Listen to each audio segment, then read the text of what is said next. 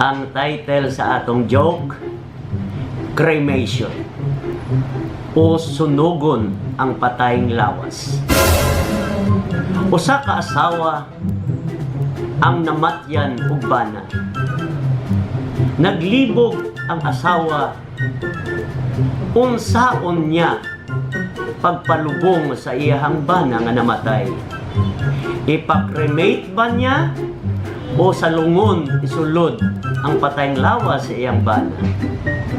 Og nakahukom ang asawa, ipakremate na lang niya. Og tuod man, miadto ang asawa dito sa cremation office og nangutana kung pilay bayad sa maong cremation.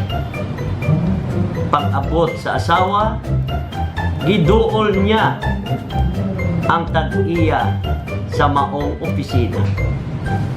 Sir, pila man gyud ang bayad kung ipakremate nako ang patayng lawas sa akong bana?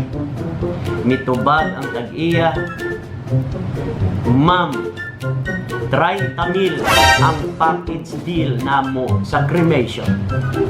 Mitubag ang asawa, ay, mahal man di ay. Kulang ang akong kwarta. Mitubag ang tag-iya, pila di ay ang imong kwarta diha? Mitubag ang asawa, 15,000 ra ni sir, katunga ra sa 30,000. Mitubag ang tag-iya, walay problema misis, pwede na to i-cremate ang imong bana, pero sa usa ka kondisyon, half cook lang pagkaluto niya.